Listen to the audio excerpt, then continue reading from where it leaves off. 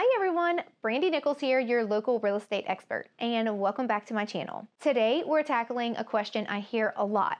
Can a seller assist with closing costs and the down payment? This is a hot topic, especially in today's market where every dollar counts. By the end of this video, you will have a clear understanding of how seller assistance works, what you might be able to negotiate, and the limits of the assistance. So let's dive in. Before we get into seller assistance, let's quickly define what we mean when we say closing costs and down payment. Closing costs are fees that you will pay at the end of the sale of the transaction. These fees could include title fees, recording fees, appraisal fees, and even sometimes attorney fees. Insurances, taxes, lender fees, they're typically paid at closing, which is the day the ownership transfers from the seller to the buyer. And then there's down payment. This is the portion of the purchase price that the buyer pays out of pocket. It is a crucial part of securing the mortgage, and its size can affect the interest rate and overall approval. Both of these can be significant expenses. That's why many buyers are curious if sellers can help offset with these costs. Now, let's talk about the role of a seller in this process. While it might seem unusual, sellers can indeed offer assistance. There is a couple ways that this can work. A seller concession. And this is when the seller agrees to cover a portion of the buyer's closing costs. During negotiations,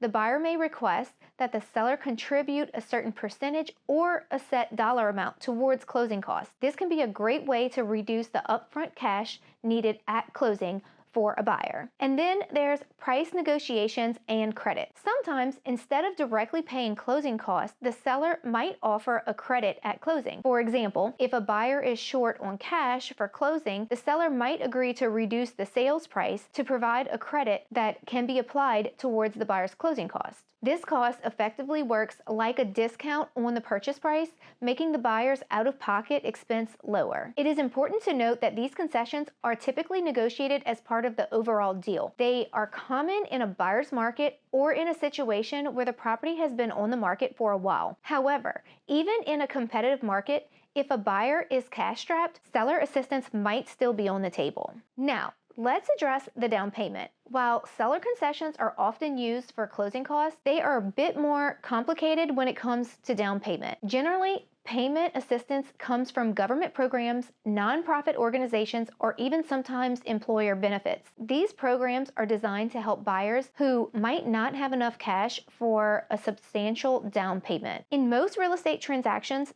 sellers don't typically contribute directly towards a buyer's down payment. The reason is the down payment is part of the buyer's equity in the home and is required by lenders to secure the mortgage, and oftentimes not allowed by the lender. However, the credit or concession offered by the seller can sometimes indirectly free up cash. By reducing your closing costs, you might be able to allocate more funds towards your down payment or reduce the amount that you need to borrow. Keep in mind that while a seller concession can be incredibly helpful for closing costs, lenders do have limitations on how much a seller can contribute. These limits vary based on the loan type. If you're using conventional FHA or VA loans, all of these have different rules. It's essential to check back with your lender to see how these limits apply to your situation. As of today, April of 2025, conventional loans are limited to 3% assistance when there's a minimum down payment made. While people using government loans like FHA, VA, or USDA, 6%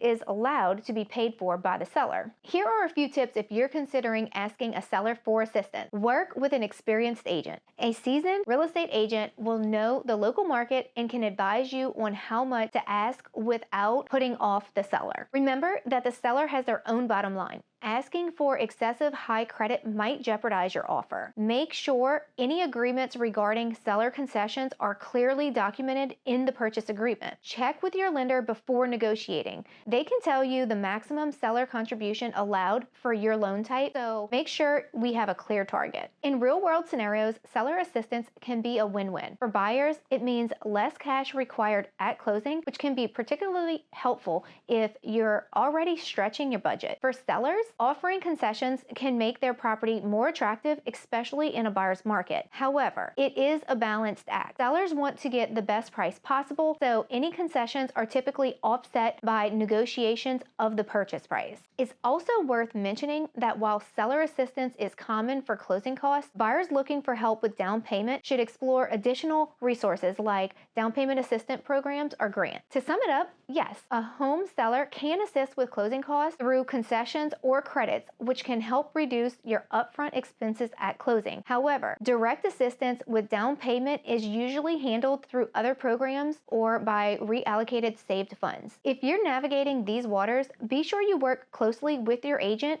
and lender to determine the best strategy for your situation. And if you found this video helpful, please give me a thumbs up, subscribe, and hit that notification bell for more real estate tips and insight. If you have any questions or want to share your experience with seller assistance, drop a comment below. I'd love to hear from you. Thanks for watching and see you on the next video.